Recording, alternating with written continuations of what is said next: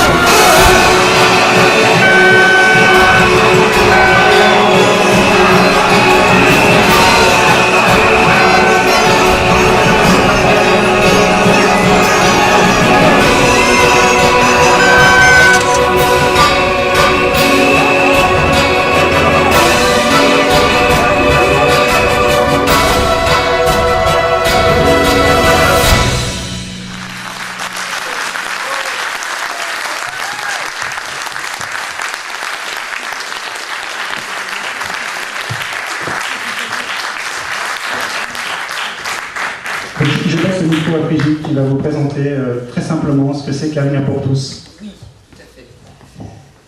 Bon, eh bien, déjà, je voulais vous dire que malgré toutes les péripéties, parce que quand je dis le mot péripéties, tout le monde prend... Parce que ça résonne au fond de chacun. Est-ce que vous vous rendez compte des péripéties? Bien. Que vous soyez là aujourd'hui et que vous ayez cette salle est à peu près de l'ordre du miracle. Je remercie du fond du cœur Pierre de Saulieu, toute son équipe, je voudrais l'applaudir.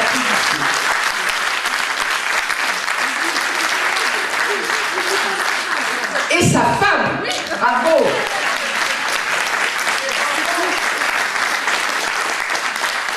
Vous ne savez sans doute pas, les uns et les autres, ce que Pierre et, j'ai oublié ton prénom, Bénédicte, endurent, le mot n'est pas trop fort, endurent depuis des semaines et des mois pour conserver cette unité originelle de notre mouvement. Je dis bien notre mouvement.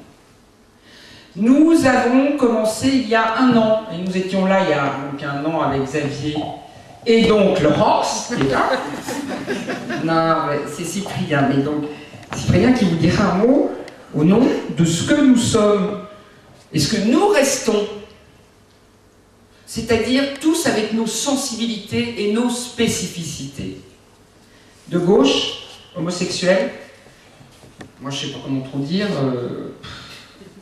catho, barjot, catho de société, pas de réseau. Catho au cœur du monde, mais catho. Ce qui est à peu près, je pense, le cas pour beaucoup d'entre vous, si ce n'est... Y a-t-il des catholiques dans la salle? Des chrétiens? Oui, pareil. Bien. Catholiques, chrétiens. Bien. Il n'y avait pas que ça dans vos manifestations, dans nos manifestations. C'est là où je voudrais que vous vous rendiez compte, c'est qu'il fallait des chrétiens, il vous faut, vous chrétiens et catholiques, pour avoir pris conscience de l'importance du changement de société, de civilisation, à travers le changement anthropologique de cette loi, vous avez très bien compris, saisi, mais il y avait toute cette société aussi qui a compris pas tout à fait tout. Ne vous inquiétez pas, le chemin est encore très très long pour leur faire comprendre et changer cette idéologie en marche depuis maintenant une cinquantaine d'années. Cette idéologie de genre, pro-choix, qui déconnecte l'être humain de sa réalité biologique et sociale. D'accord? Et familiale. Voilà, c'est ça le cœur de la loi, c'est cela. Mais ces gens ont compris qu'il se passait quelque chose d'une importance majeure civilisationnelle et qui ne voulaient pas l'affronter dans ce que le pouvoir politique veut, l'affronter dans la force, enfin sous la force et la contrainte, en faisant monter une violence et une contrainte inverse qui évidemment crée un choc, une tension sociale, par la tension sociétale du changement de la loi, une tension sociale qui soit se termine dans la rue, en émeute, enfin voilà, comment dire, véritablement en violence civile, soit, et c'est ce que nous sommes en train de préparer, dans les urnes, avec un résultat politique qui peut être très grave et dont je vous parlerai dans quelques instants. Donc j'en reviens à ce que nous avons fait, ce mouvement, justement, nous avons évité cela. C'est-à-dire de le réserver, de le cantonner à une famille de pensée, la pensée d'origine chrétienne, catholique, enfin plutôt catholique, religieuse. Donc nous avons fait un mouvement areligieux, et ça a marché. Comment expliquer des centaines de milliers de personnes en régional, en local, partout en France, et à Paris 3 fois 1 million. Enfin, quand je dis 3 fois 1 million, le 24 mars, on était quasiment 2 millions, et nous aurions dû être normalement le 26 mai sur la bonne demande, pas une demande de retrait comme ça a été, là je vous expliquerai pourquoi nous n'étions plus là, mais sur la bonne demande de la réforme de la loi, déjà, puisqu'elle était votée, nous aurions été 2 millions, largement, mais largement, nous aurions pu faire ce qui était prévu, nous asseoir dans la paix, la joie, le calme, et nous aurions bloqué l'axe majeur des Invalides, ou de je sais pas où c'était le 26 mai, c'était quoi les Invalides, hein. Et là, Monsieur le Président de la République, nous serions restés, parce que nous avions pris le pli de ne pas céder, mais de ne pas céder à la violence non plus, même la violence voulue par les uns et par les autres pour prendre le pouvoir. Et nous aurions négocié avec le Président de la République sur la base de l'union civile. C'est absolument évident. Voilà, ça c'était mon projet depuis le 5 septembre 2012. Il faut bien que vous compreniez une chose. Si vous êtes là d'ailleurs, c'est que vous êtes déjà dans cette démarche de venir entendre une parole ouverte. Vous avez fait un mouvement ouvert. Vous ne pouvez pas finir sur un mouvement fermé. Parce que c'est tout ce que veut le pouvoir. Le mouvement ouvert, il ne peut être couvert que dans le dialogue et dans la confrontation de la vision aujourd'hui du mouvement, de la suite du mouvement et de surtout la proposition de remplacement de la loi. Donc j'en reviens à il y a 1 an, plus d'1 an maintenant, depuis le 5 septembre, quand nous avons posé les bases du mouvement, écoutez-moi bien, nous les avons posées avec les homosexuels. Mais non, avec les homosexuels, il y a avec le couple homosexuel, puisque cette loi est une loi sur le couple homosexuel. À aucun moment, il n'a été contesté dans sa réalité. Et cette loi, on faisait une reconnaissance sociale. C'est clair et c'est net. Nous n'avons jamais, et à aucun des participants, à part un seul, Tugdual Dermil, aucun des leaders des réseaux préexistants qui se sont fédérés et qui sont arrivés à s'unifier sous la houlette de gens qui n'avaient rien à voir avec des réseaux, hein. Vous ne pouvez pas être d'un réseau et unifier les autres. C'est impossible. Il faut des gens extérieurs. C'est exactement ce qui s'est passé. On est tombé un peu du ciel, boum, comme ça. Moi, j'étais préparé depuis 2-3 ans depuis ma conversion, de 10 ans avant, depuis ma prise de position de défense de l'Église avec le pape médiatiquement. Ça vous énerve pas, ce petit bruit? Moi, ça m'énerve. Bon. J'avais été accepté par le monde monde catholique et l'Église pour avoir pris la défense du pape médiatiquement, hein, vous vous souvenez? J'étais venu à Nancy d'ailleurs vous en parler. Hein. Il y avait des gens qui étaient à la fac de là où j'avais parlé, non? Ah oui, quand même. Ah, vous suivez? Ah, vous suivez? Bon, bah, vous voyez bien le parcours. Vous voyez bien le parcours. Défense de l'Église, et ensuite défense de valeurs humaines et humanistes. Voilà. Hein? Je viens de la société civile, mes amis. Vous aussi. Hein? Nous avons fait un mouvement de la société civile. Vous êtes des gens de la société civile. Vous comprenez? Et de la société civile qui représenter les familles. Mais nous avons aussi représenté les couples. Nous avons représenté les couples homosexuels. Comprenez? On ne peut pas faire comme s'ils n'étaient plus là maintenant. En plus, ils ont des droits. Non, mais je rigole pas. Non, mais je le dis d'une façon pour moi qui est tellement évidente. Vous comprenez? Et je pense que pour vous tous, c'est évident. C'est une réalité. C'est une réalité juridique maintenant. C'était une réalité de vie, de mode de vie, qui existe depuis fort longtemps. Vous savez, j'en reviens à cette réunion du 5 septembre, il y avait des gens de gauche, il y avait les Poissons Roses, et il y avait un représentant de ce mouvement qui s'appelle Esprit Civique, et qui s'appelle Jean-Baptiste de Foucault. Donc vous avez peut-être entendu parler, c'est un chrétien de gauche. Est-ce que quelqu'un peut m'aider? J'ai trop chaud.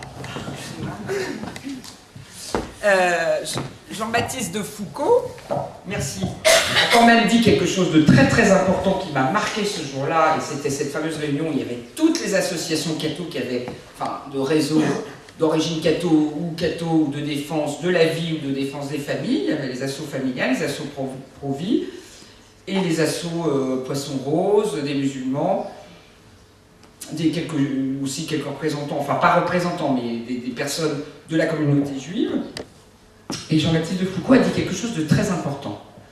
Il a dit, de toute façon, vous ne ferez rien pour une loi qui traite du statut des homosexuels dans la société sans admettre que l'homosexualité traverse notre humanité, traverse notre société, traverse chacun d'entre nous. Mais ça ne doit pas être le modèle de la société. Voilà. Ben, monsieur de Foucault, il avait tout compris. Ce que je ne comprends pas, c'est pourquoi il ne s'est pas plus investi dans le combat pour le dire. Pourquoi Madame Agazinski, on ne l'a pas plus entendu? Pourquoi Madame Dufour, on ne l'a pas plus entendu? Vous comprenez? C'est toute la problématique. C'est parce que toucher au sujet, c'est, comment vous dire, se positionner pour ou contre un modèle de société. Alors, quel est le modèle de société? On veut vous dire, c'est soit une société totalement libérale, libertaire, parce qu'on accepte le couple homosexuel, soit on le refuse, et on est où? Dans une société bloquée, réac,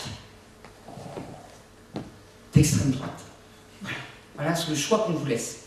Eh bien, mes amis, ça n'est ni l'un ni l'autre. Et vous avez été le mouvement qui avait prouvé ça. Enfin, jusqu'au 23 avril. Parce qu'en fait, jusqu'au 23 avril, nos associations pro-vie, nos associations familiales, nos associations musulmanes, nos associations juives étaient toutes d'accord. Mais ma Frigide, il n'y a pas de problème pour nous sur l'union civile. Vous aviez quand même été plutôt les leaders anti-Pax à Versailles. Hein? Il paraît qu'il va y avoir une manif à Versailles nouveau. Bizarre, on reprend les mêmes lieux. On n'est pas allés manifester à Versailles, vous voyez. Bien, les anti-Pax de l'époque, je leur ai tous dit les yeux dans les yeux, c'était il y a 15 ans. Où en êtes-vous maintenant, mes amis? Nous levons un mouvement social de la société non catholique, non juive, non musulmane, laïque. Laïque. C'est clair. Et tout le monde m'a répondu les yeux dans les yeux, jusqu'à Christine Boutin dans mon salon, mais ma Frigide, comment est-ce qu'elle disait, Ludo? Ma Frigide, mais pas de problème. Il n'y a aucun problème sur l'union civile. C'est d'ailleurs tellement vrai qu'il n'y a pas de problème qu'on n'en parlera pas. Je dis, bon, on est bien d'accord, alors moi je n'ai pas besoin de faire de la pro-union civile. On est d'accord, le problème c'est la filiation. C'est les droits de l'enfant qui est inclus de façon exorbitante dans une loi de couple, mariage entendu étendu, ouvert, hein, alors qu'il ne fallait pas, parce qu'en fait, le mariage en France, c'est la filiation, on est bien d'accord, et même dans plein d'autres pays, en vrai, on passe par cette idée de mariage pour y rentrer l'enfant. Et dans une loi de couple, il ne faut pas mettre l'enfant dedans. Voilà, c'est tout. C'est une loi de couple. Mais évidemment, en France, ce couple, il donne la vie. Jusqu'à maintenant, c'est tout ça, toute la différence. C'était le couple considéré comme donnant la vie ou pas donnant la vie. Et celui qui ne donnait pas la vie n'avait pas de place dans la société. Eh bien, il en a eu, mais il ne donne toujours pas la vie. Alors on va faire semblant de lui donner la vie. Hein, c'est ça. C'est ce qu'elle fait, Madame Taubira. Non, non, ben non, nous on dira toujours non. On ne va pas baisser les bras. On ne lâchera pas la loi Taubira sur cela. L'enfant rentré dans... Mais on accepte, depuis qu'elle est votée, et bien que les droits qui sont donnés au couple, ils sont donnés au couple. Et on ne peut pas les contester, parce que sinon, c'est la guerre civile. Vous comprenez? Sinon, vous rejetez tout le modèle de société ouvert. Et vous comprenez bien qu'ils attendent que ça en face, que vous rejetiez le modèle de société ouvert pour être des méchants, des tout petits, des coincés, des cathos, Voilà. Que vous n'êtes pas, puisque vous êtes chrétien et catholique. Le catholique, qu'est-ce qu'il fait, le catholique? Il s'occupe du prochain. Le catholique, il va chercher celui qui est différent. Pourquoi c'est drôle? Non, il fait pas ça, le catholique. Mais si, il fait ça. Il oublie quelquefois, on va lui rappeler avec François. On nous a envoyé François. C'est pas rien quand même. Le plus beau témoignage que Jésus, enfin que Dieu veut ce qu'on fait, c'est que François... Non mais vous y pensiez, vous, Benoît? Ça arrive tous les matins hein, qu'un pape renonce. C'est vrai. Tout ça, ils nous ont tous fait ça. Juste pile là, en février, il renonce. Mais, ouvrez les yeux. C'est préparé. C'est bon. Et c'est François qui est là.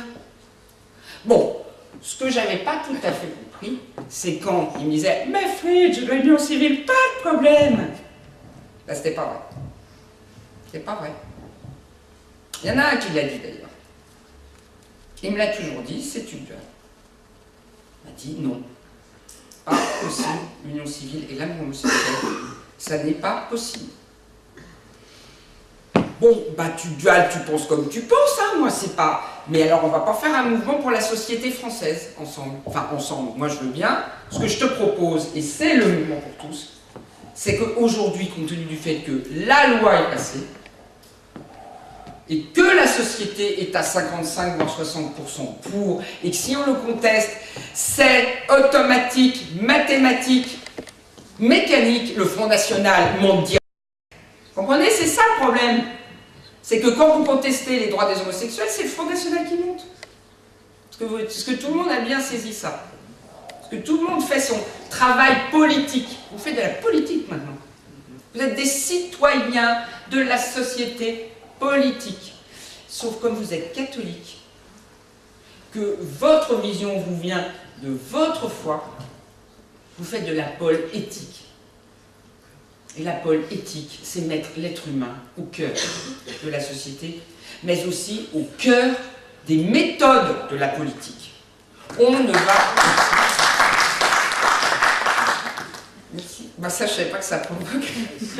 C'est l'objectif, c'est l'être humain, mais la façon de gérer le mouvement, c'est l'être humain, d'abord. Donc c'est le dialogue, l'ouverture, l'écoute, vraiment, pour arriver à l'être humain. On ne veut pas des méthodes des politiciens. D'ailleurs, on ne les pratique pas. Alors ça a un prix. Il y a un an, c'était bourré ici, avec des boules puantes, LGBT qui gueulaient, tout ça. Voilà. Là, on est la moitié. C'est normal. C'est pas grave. C'est normal. On invente une autre façon de dire les choses et de faire les choses. Et au cœur d'une communauté à qui on n'a jamais parlé comme ça. Jamais. Pourquoi? Ben, parce qu'il faut un temps pour tout. Parce que le temps de l'ouverture des consciences, elle se fait dans les deux sens. Elle se fait dans la société grâce à vous, pour rappeler la place de l'enfant et de l'être humain qui a besoin de connaître ses origines et qu'on ne peut pas changer l'engendrement, avec une loi aussi taubira soit-elle, autant faite par la grande Christiane, qui par ailleurs, laissez-moi vous dire, et je crois que Cyprien nous le dira, non, c'est pas toi? Alors c'est Jean-Baptiste. Qui par ailleurs est une femme de conviction. C'est juste pas les mêmes. Mais c'est une femme de conviction, elle est sincère. Elle est sincère. Non, non, mais ne riez pas, c'est vrai. On peut reconnaître ça. Enfin, en tout cas, elle est talentueuse. D'accord? C'est bien fait. Respect de l'adversaire. Respect de celui qui ne pense pas comme moi. Mais je vous assure que je respecte. Pourquoi, depuis le vote de la loi, j'avais dit il n'y aura plus de huées de ministres. Parce que la loi est passée. Et que ces personnes, eh ben, elles sont aux ordres. Mais il n'y a pas les huées. Puis surtout, quand on commence à huer, après, eh ben, il y a des mots qui sortent et qu'on ne contrôle pas. Et le pouvoir n'attend que ça. La banane et la guenon. Ben, on les a eus. Voilà. Et c'est fini, après. Qu'est-ce qu'on fait? Ben, on ne peut plus, sauf à condamner tout de suite. Mais malheureusement, tout le monde ne condamne pas tout de suite. Et le temps passe, et Libération fait sa une. Et vous devenez des méchants racistes. Voyez le processus médiatique? Il est simplissime. Mais c'est un jeu d'enfant. Donc on ne rentre pas dans le jeu d'enfant. On ne met pas le doigt dans le pot de confiture. Vous voyez ce que je veux dire? Ou pas? C'est très très simple, hein, c'est de la gestion de foule et de masse. Moi, je n'ai pas appris. Ça m'a été donné récemment, grâce à vous, par vous, enfin, à travers vous, par quelqu'un qui est bien supérieur à moi. Et je n'entends que lui et je n'écoute que lui. Je vous assure que je n'ai pas d'autre patron. Pas de réseau, pas d'évêque, pas de prêtre. Enfin si, des prêtres, mais pour poser nos âmes, pour reparler à Dieu, pour aller se confesser, pour dire la lutte, pour dire le déchirement interne, pour dire la violence que nous vivons aujourd'hui au sein du mouvement qu'on a créé. La violence de ne plus avoir d'appartement, de ne plus avoir d'argent, de ne pas se voir rembourser ses notes de frais, de se voir interdire les salles, de se voir interdire les fichiers, de se voir interdire tout. Ça n'est pas condamner ce que je fais, c'est dire. Je ne juge pas, je dis. Et je dis qu'on peut continuer, qu'il faut juste savoir comment. Mais nous avons une responsabilité majeure aujourd'hui, majeure. C'est de dire, la première des choses, c'est qu'il faut aller jusqu'au bout pour dialoguer, pour savoir si on peut continuer ensemble. Est-ce que oui ou non, alors que Tugdual nous a bien fait comprendre que c'était rédhibitoire pour lui, l'union civile, enfin le couple homosexuel, l'amour homosexuel, il me l'a écrit, l'amour homosexuel n'existe pas. J'ai une lettre. Bon, voilà. Je ne sais pas à juger sur ce qu'il pense ou ce qu'il ne pense pas. Je dis que dans la société aujourd'hui, une phrase pareille est pyromane. Ce qui n'empêche pas d'avoir sa liberté de conscience. Pour les autres qui disaient on est entièrement d'accord et c'est pas un problème d'homosexualité, donc de homosexualité, pas que la personne, mais la personne vivante dans la société, la personne qui a droit, qui sommes-nous pour empêcher quelqu'un d'aimer? Mais qui sommes-nous pour empêcher quelqu'un d'aimer qui n'a pas choisi d'aimer celui qui n'est pas son altérité sexuelle, enfin son autre, qui est son même? Mais qui sommes-nous pour empêcher ça? Vous le connaissez, vous, le mystère de l'homosexualité? Moi non plus. Je fais pas, j'y vais. Je cherche pas à comprendre, je sais que c'est comme ça, et sinon, c'est l'intérêt général de la société qui est en danger. Quand je ne veux pas dire, dans notre vision chrétienne, le bien commun, la paix sociale, la paix civile dans un pays qui va déjà si mal. On rajoute pas de l'agitation sociétale à l'agitation sociale légitime et réelle des gens qui n'ont pas de boulot. Vous m'entendez? C'est affreux ce qu'on est en train de faire. On va arrêter ça. Laissons les bonnets rouges avec les bonnets rouges. Ils ont pas de quoi payer leur truc. La taxe sur la TVA de la consommation, excusez-moi mes enfants.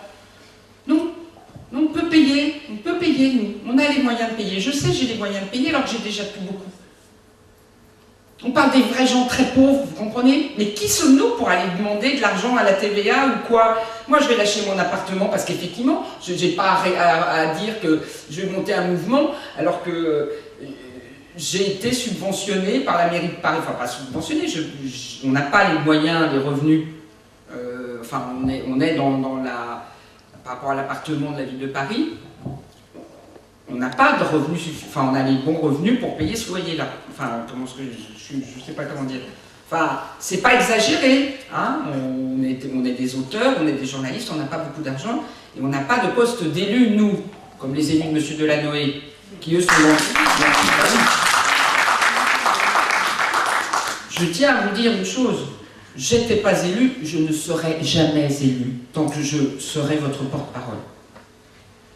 Je ne serai pas élu tant que je serai votre porte-parole générale, du mouvement général. Enfin, du mouvement général. Pour parler pour l'ensemble du mouvement, quand je dis l'ensemble du mouvement, c'est-à-dire des gens de gauche comme de droite, comme du centre, comme, vous comprenez? Donc je n'irai pas me mettre dans une famille politique.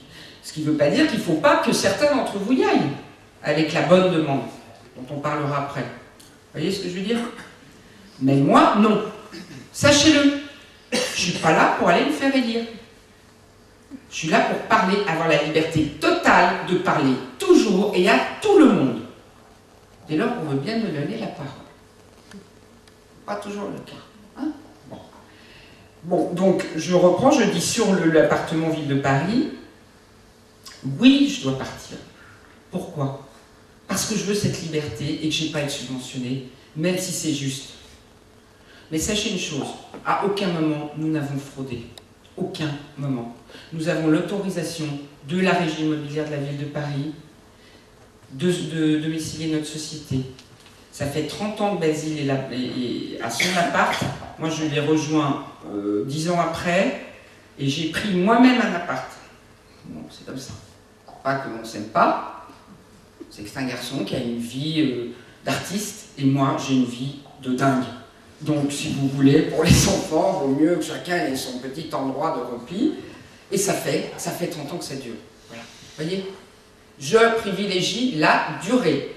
S'il faut pouvoir avoir suffisamment d'espace pour durer, ce n'est pas le cas de tout le monde non plus, je le sais. C'était un choix de vie. Vous comprenez? Et bien, ce choix de vie, j'en ai fait un autre, c'est celui de défendre l'engendrement humain avec vous. Ça va être un autre choix de vie. On va quitter cet appartement, on ne va pas se battre, mais on fera appliquer la loi et le droit en faisant appel. Parce que dire qu'une autorisation tombe parce qu'on a échangé 2 appartements et que personne ne nous a demandé d'en reprendre une, cette autorisation, on ne résilie pas un bail pour ça, même 2 baux, alors qu'il n'y a qu'une seule société. Vous voyez ce que je veux dire ou pas? Vous comprenez? C'est très très exagéré en droit. C'est politique. Eh bien, tant mieux. Qu'est-ce que ça veut dire, mes amis? Ça veut dire que M. Delanoë, il a peur de nous.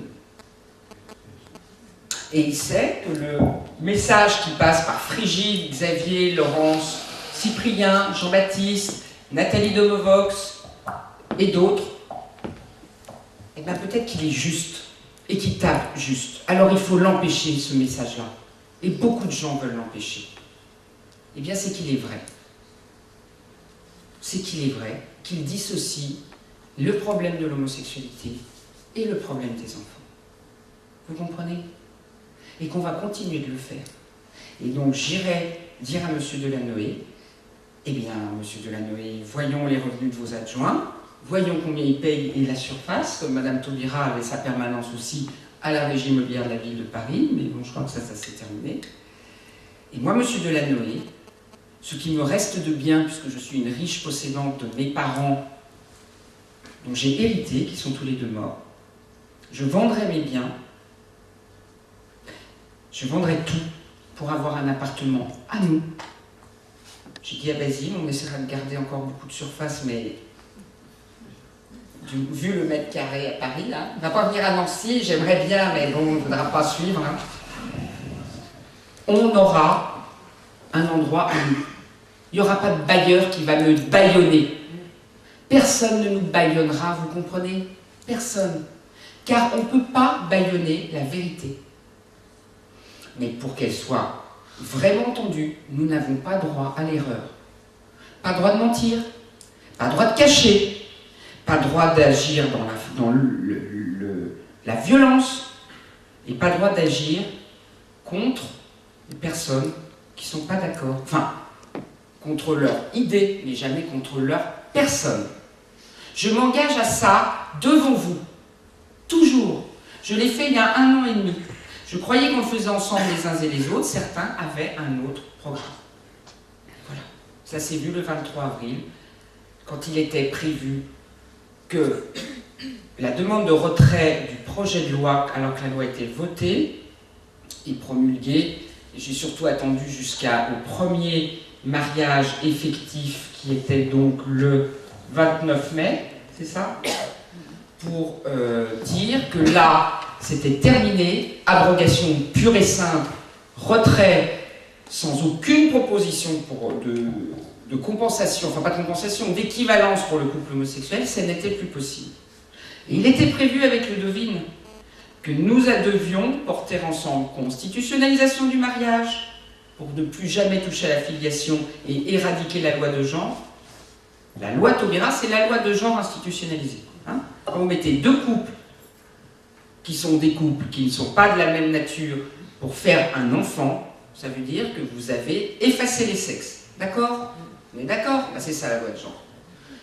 Et comme en plus, très intelligemment, M. Payon l'a fait rentrer par en bas, si je puis me permettre, enfin par le cerveau de vos enfants. Oui, désolé. Mais c'est un peu ça aussi, hein. Bon, alors, mon petit Pierre, tu t'assieds pour faire pipi, hein. Comme ta sœur, hein. C'est pareil. Ah bon, ah bon. Bon, et ben oui, ça rentre par le, si vous voulez, par l'échelon le plus bas, c'est-à-dire ceux de vos enfants tout petits. C'est là que les cerveaux sont bien malléables. Et par en haut, c'est-à-dire par l'institution du mariage, qui est l'institution, en fait, de la structuration de la société homme et femme. C'est simple, non? Ben, ça marche ensemble, voilà. Alors, on ne remet pas d'homosexualité là-dedans. Comprenez? Le genre, c'est pas l'homosexualité. Je voudrais que ça soit clair et net. Et si c'est pas clair et net, on ne pourra pas marcher ensemble. J'en viens à l'idée du mouvement pour tous. Vous avez par ailleurs des convictions religieuses qui vont rester dans la sphère privée de votre pensée et pas s'imposer à la société. Mais vous n'êtes pas obligé d'en faire, comment dire, un état, ni de ce que vous pensez pas ou ce que vous pensez trop. C'est-à-dire ce que je veux dire, c'est que, comme pour le maire qui devrait avoir une liberté de conscience reconnue de ne pas marier, même unir, dans la charte que nous vous proposons tout à l'heure, le mariage devient une union, mais c'est en tout point égal en droit et en mairie. Je comprends que des maires ne veuillent pas participer à cette cérémonie. Enfin, être les ordonnateurs de cette cérémonie. Mais pourquoi je le comprends? Parce que moi aussi je suis catholique, je comprends, je le dogme, je ne le remets pas en cause. Ce que Dieu nous dit, Dieu nous le dit. Enfin, Dieu Jésus n'a pas dit des tonnes de trucs non plus sur l'homosexualité, hein, bon. Enfin, vous me redirez les passages de l'évangile. Non? Non. Père, les passages de l'évangile? Non. T'as cherché, ben non, t'as pas trouvé, moi non plus. Voilà, voilà. Donc, le mouvement pour tous dit la loi est votée, le couple est accepté, nous ne le remettons pas en cause, donc nous proposons, pour remettre en cause le principe de la loi Taubira sur ressortir le couple du mariage, nous proposons de constitutionnaliser le mariage homme-femme par référendum. En plus, la Croatie vient de le faire, et elle a réussi, donc c'est faisable. En plus, le président de la République vient de prendre, comme par hasard, des lois organiques pour le référendum d'initiative partagée. C'est fait. Alors on me dira 4 millions, non, bon, ouais. On discutera. Moi, ce que je dis, c'est qu'une demande citoyenne de masse, c'est une demande politique. Et on met ce que le peuple veut, le pouvoir doit le faire. Nous vivons en démocratie. C'est un travail un peu de longue haleine, mais c'est un bel objectif. Voilà. Et deuxièmement, la loi Taubira, le mariage, redevient pour les homosexuels une loi d'union civile égale, sans filiation. C'est clair. C'est simple. Il y a deux statuts. Il y a deux couples, il y a deux statuts. Et on est dans l'altérité sexuelle. Parce qu'un couple homosexuel, c'est soit deux hommes, soit deux femmes, ça reste homme et femme. Vous voyez? Comprenez? C'est pas le genre. Le genre, c'est de l'avoir mis dans le même creuset qui fait des enfants. Donc ça, on va arrêter. Et j'irai jusqu'au bout de ma vie, avec vous, ou sans vous. Mais évidemment, j'espère avec vous de plus en plus nombreux, car ce que je viens de vous dire, vous allez le dire aux autres. On va y aller ensemble. Ce qui marche, c'est qu'on... Pourquoi c'est drôle? Pourquoi tu lis? Non, ensemble? Ah bon, vous faites vos trucs entre vous. Ça, c'est un vrai couple qui se parle avec les yeux. Et donc, nous le ferons ensemble, mais nous devons retrouver la masse. Donc il faut convaincre. À mon avis, c'est pas très compliqué. Je vais vous dire pourquoi. Parce que tous les gens que je rencontre dans la rue qui me disent « Ah, la salope d'homophobe, toi, qui nous déteste les homosexuels », en 2 secondes, je leur explique « Bah non, c'est pas une histoire d'homosexuel. Oui, c'est l'union civile. Ah ouais, nous aussi, on était plutôt pour ça. Ah ouais, nous non plus, on veut pas que les enfants aient 2 pères, 2 mères et connaissent pas leur père. » Bah j'ai dit « Bah on est tous d'accord. Alors on y va. » C'est la demande des Français. Comprenez?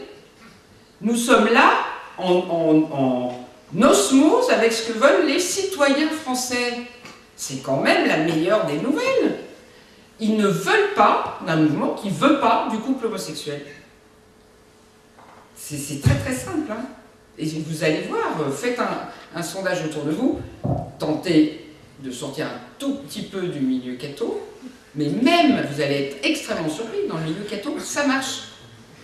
Ça marche. Là, il y a simplement une espèce de crispation qui s'est passée, qui est très délétère parce que vous voyez, elle divise très considérablement cette crispation. Mais il faut juste allez, on va assouplir tout ça. Allez, on va se reparler. Allez, on va se le dire. On va arrêter d'avoir une enclume sur la tête. Ça va, l'union civile, arnaque civile. Ah non, ben ça fait que plus personne respire, qu'on a mal au ventre, qu'on perd nos boulots, enfin j'espère pas encore, mais bon, qu'on perd nos apparts, que voilà. Mais ils vont pas avoir raison, monsieur Hollande, il attend que ça, vous comprenez? Pourquoi il attend que ça? Parce qu'il attend qu'une seule chose, c'est que tout le monde se couche sous la matraque de « on parle pas du couple, il n'y a pas d'alternative à la loi Taubira », donc bilan, bah, tout le monde se couche, tout le monde se tait, on parle d'autre chose, on fait d'autres trucs, on lâche des poules, on fait des machins, là, voilà, on oublie complètement la loi. Et pendant ce temps, eh ben c'est pareil, il y a un mouvement, un parti qui ramasse tout ça, les intentions de vote, des gens qui disent « et en plus, il y avait ce mouvement, et ben regardez, personne n'a bougé, ni l'UMP, ni personne, et Hollande, hein, regardez, contre tout sentiment démocratique, il a fait passer sa loi en force, lui il l'a fait passer avec l'UMP, on va pas se raconter des histoires, je suis désolé de vous le dire. »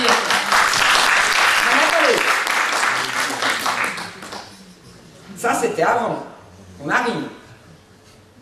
Maintenant, l'UMP doivent comprendre qu'ils doivent changer la loi. Sinon quoi? Ce qui va se passer politiquement est très clair. C'est que les gens ras-le-bol, quand on a ras-le-bol en France, on vote où? Au FN. Tant mieux. Eh bien, je ne suis pas sûr, monsieur. Je vais vous expliquer pourquoi. Attendez, on n'a pas terminé. Je vous explique pourquoi. Hein? Je vous explique pourquoi. C'est un plan de M. Hollande qui est très simple et qui va se vérifier sur les municipales si vous n'y prenez garde. Vous voulez bien savoir pourquoi? Encore une fois, moi je suis apolitique. Je m'en fous de savoir si c'est de la gauche, de l'extrême gauche, de la droite, de l'extrême droite. Je m'en fous. On a fait un mouvement avec tout le monde. Vous comprenez? Je suis pour les Français.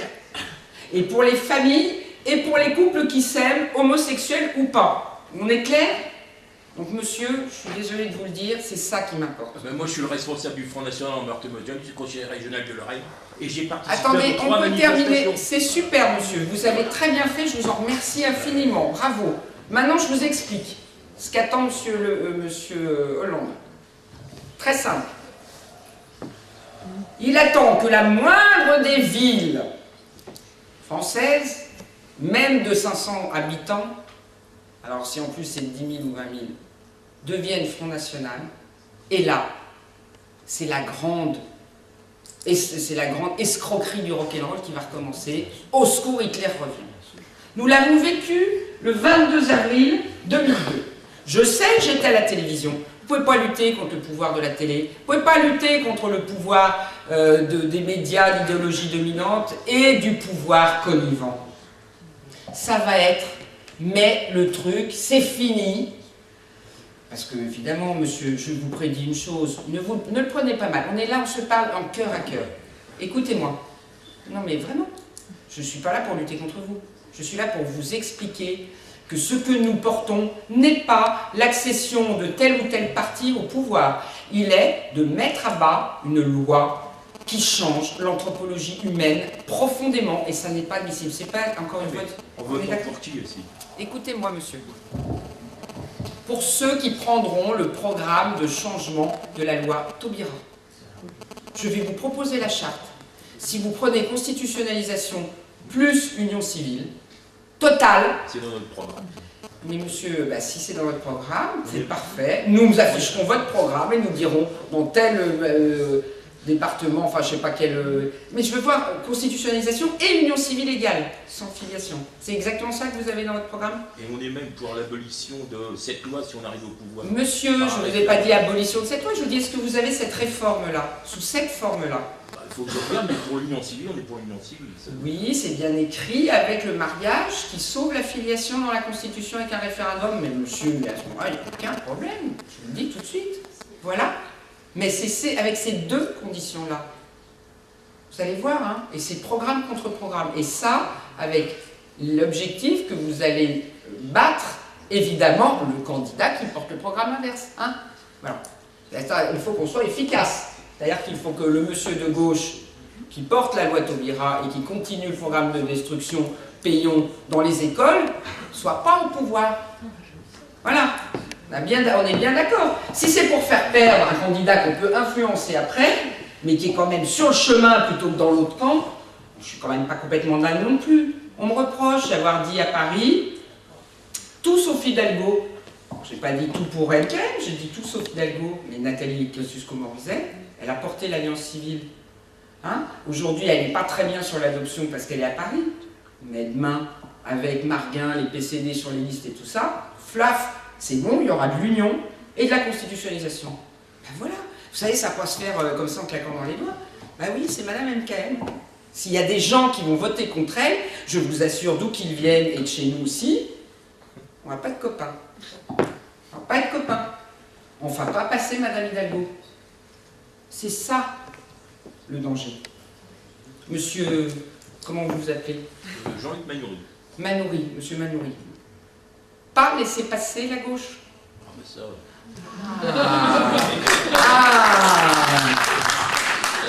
Moi, je ne joue pas l'un contre l'autre, parce que monsieur Hollande, c'est ce qu'il attend.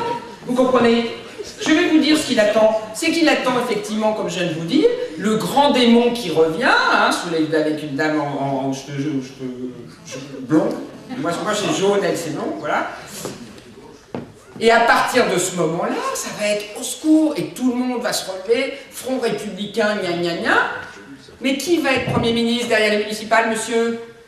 Eh ben, c'est Christiane Taubira. Et la PMA, la GPA, mais alors, mais on n'aura même pas le droit d'ouvrir la bouche. Moi, je veux pas de ça. C'est clair? Mon projet, c'est pas ça. Alors, si vous êtes d'accord, parce que là, vous pourrez plus jamais rien dire. Et c'est parti pour des mois, des années. Attention, la colère des Français ne doit pas provoquer un drame encore plus grand que ce qu'on a déjà là aujourd'hui, où on n'est pas bien, mais on n'est pas aussi mal qu'il y a un an. Mais on peut basculer dans le pire. Est-ce que je me fais bien comprendre? Est-ce que je me fais bien comprendre? Non. Il y a des gens qui vont... Non mais dites oui, non, peut-être. On en reparle. Oui, sur le Front National. Le risque... Sur le Front National? Oui, sans le Front National. C'est ce que je dis. Attendez. Écoutez, moi je vais être très clair. Je vais être très clair. je ne sais pas tout le programme du Front National. Ce que je sais, c'est que je connais ce que draine comme sentiment Tout à fait. des façons d'exprimer des choses qui sont trop raides, trop rigides et pas dans l'accueil de l'autre. Quand on est chrétien, monsieur, on accueille le différent, on accueille l'étranger, on accueille l'orientation sexuelle autre. Et on gère son pays, je suis d'accord, on doit rester raisonnable. Vous savez, moi, mon programme, ça s'appelle la doctrine sociale de l'Église. Ah, je ne savais pas que ça marchait. Non, mais attendez, c'est compliqué. Le mouvement est en évolution, je ne sais pas. Bon. Qu'est-ce qu'elle dit, la DSE, là-dessus? Elle dit que l'accueil se fait en réservant les équilibres nationaux. Vous comprenez? Voilà. Après, c'est de la gestion politique, mais attention. Attention à la stigmatisation, attention à la désignation du bouc émissaire. Je sais, je le vis, j'en suis un. Donc je peux vous... moi, je parle pas des autres, je parle de moi. Je suis le bouc émissaire aujourd'hui, hein, des homosexuels. Donc je sais exactement ce que je vous dis. Et attention à ce que les extrêmes ne soient pas, encore une fois, ceux qui vont prendre le pouvoir sur le dos des citoyens, monsieur. Voilà. Merci, mademoiselle. Non mais ils décideront. Pour décider, il faut qu'on arrête de leur mentir. Voilà. Alors moi, je viens vous dire la vérité. La vérité, c'est accueil total du couple homosexuel. On est d'accord? Eh bien, on est d'accord. Voilà. Et accueil total de la préservation, pas accueil, comment dire, demande politique majeure et primordiale de la préservation de l'engendrement humain. Ça s'appelle le mariage dans la Constitution. C'est pas facho, le mariage dans la Constitution. D'accord? Tant que si le couple n'est pas, à aucun moment, le couple homosexuel ne devient comment dire, une raison expiatoire de cela. Vous comprenez? C'est pas possible, ça marche ensemble. Voilà. Alors c'est très simple, c'est très clair, il faut que les politiques aient le courage de le dire aujourd'hui. Nous sommes là pour ça. Vous allez être peut-être des élus demain, d'ailleurs je remercie le maire parce que je sais qu'on est dans une salle municipale. Vous savez qu'aucun des gens qui faisaient partie de notre mouvement et qui étaient j'allais dire, nos partenaires, ne nous ont aidés à avoir cette salle. Pas la Manif pour tous, pas les AFC. Alors je ne parle pas de tous les AFC, mais certains ont bloqué totalement. Il y a 2 heures, on n'avait pas la salle. C'est le maire qui a voulu. Donc je remercie la municipalité de nous laisser débattre démocratiquement ici. Oui, nous n'aurions pas eu de salle à cause des AFC, je le dis très clairement, les yeux dans les yeux de cette caméra. C'est les AFC un peu à part. Il y a eu beaucoup de manque de transparence. Je pense que voilà, c'est un petit peu plus compliqué que ça. Je suis pas sûre. J'ai eu Antoine Renard, non. Antoine Renard, vous savez, président de la Confédération nationale des AFC. Donc ne me dites pas ça, je l'ai eu encore en direct il y a 2 heures. Donc non, je sais de quoi je parle. Ce qui est sûr, c'est que forcément, il y a des choses différentes, on pense des choses différentes, il y a des personnes... On ne doit pas empêcher, mais madame, je suis entièrement d'accord, je redis une chose, d'accord pour en débattre, pas pour empêcher le débat. Hein, quand on ne veut pas donner une attestation d'assurance, que la salle demande, et que c'est normalement eux, parce que nous, l'avenir pour tous, je vais tout vous dire. Nous, on n'a pas d'assureur qui veut nous assurer. Vous comprenez? On date, les dépôts des statuts, c'est le 22 octobre. Hein. Alors, les assureurs ne voulant pas, on a été obligé, le contrat s'est fait avec l'avenir pour tous, et on n'avait pas d'assurance. Si le maire n'avait pas dit, bon, faites gaffe, vous battez pas, cassez pas les sièges, mais je vous laisse quand même la salle, il n'y aurait pas de débat démocratique, madame. Voilà, c'est tout ce que j'ai à dire. Merci.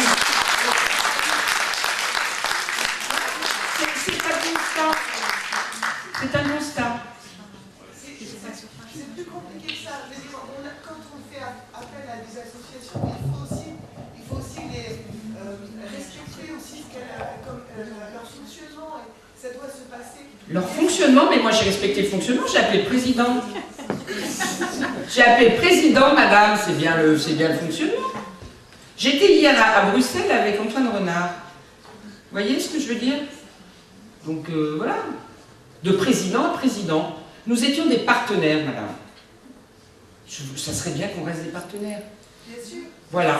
Alors pour rester des partenaires, il ne faut pas empêcher les endroits de réunion. Le problème, c'est que c'est très compliqué aujourd'hui de réunir les gens du mouvement et de trouver des salles. À Paris, on nous en a fait annuler 2. Vous savez qui annule les salles? Vous savez comment ça se passe? Ben, c'est des gens qui appellent, on ne sait pas d'où ils viennent, hein, qui disent qu'ils vont tout casser. Voilà. Alors après, il y a le directeur qui appelle et qui dit, bon, ben, si on casse tout, donnez-nous même avec toutes les assurances du monde, on ne vous loue pas la salle. Voilà. C'est comme ça que ça se passe tous les jours pour nous aujourd'hui, madame. C'est pas la LGBT qui téléphone. La LGBT, depuis qu'elle a sa loi, et depuis que moi j'annonce l'union civile haut et fort, elle ne nous ennuie plus. Voilà. Mais oui, nous avons de la chance. Nous avons de la chance de réouvrir le dialogue, chère madame. Nous avons de la chance de le faire comme ça. Je peux vous dire que j'ai encore eu hier un SMS très très violent, quelqu'un qui pensait que j'étais toujours manif pour tous. Je lui ai répondu, je l'ai un homo pro LGBT pro loi. Nous avons terminé par des SMS de respect. De respect. Je veux respecter avec vous les personnes. Alors on n'empêche pas le dialogue et le débat. Pourquoi j'étais pas là le 26 mai? Parce qu'il m'a été interdit de prononcer le mot union civile sur le podium par Ludovine de la Rochère. Interdire de prononcer des mots. C'est tout. Je n'en dis rien d'autre, je dis, ce ne sont pas des méthodes que nous avons portées pendant 1 an pour réunir des millions de Français. Merci. Alors, toujours, on pourrait discuter, parler pendant des heures et des heures. Ah, pardon. C'est super intéressant. Attends, je n'ai pas terminé juste sur le mouvement pour rappeler, je termine juste là-dessus. Pour autant, les gens qui ne peuvent pas, eux, prononcer le mot pour eux, ou pas comprendre, mais qui disent « je ne comprends pas, c'est un mystère, mais j'y vais parce que je crois que Frigide nous dit qu'elle a la solution pour changer la loi ». Eh bien, dans le mouvement pour tous, ils viennent, c'est le cas d'Antoine Renard, qui est venu plusieurs fois à nos réunions, et qui était là le 17 novembre, avec Famille de France. Famille de France a pris quasiment, il manque quelques administrateurs, et eux, ils ont pris explicitement position pour la charte, constitutionnalisation, union. Les AFC peuvent dire que constitutionnalisation, union, ils laissent Antoine se débrouiller, il en parle de façon politique et stratégique très intelligemment. Ceux qui ne veulent pas en parler ne sont pas obligés. Mais ils adhèrent au mouvement pour tous, donc de fait, ils ont adhéré au principe de l'union civile. D'accord? C'est ça le mouvement pour tous.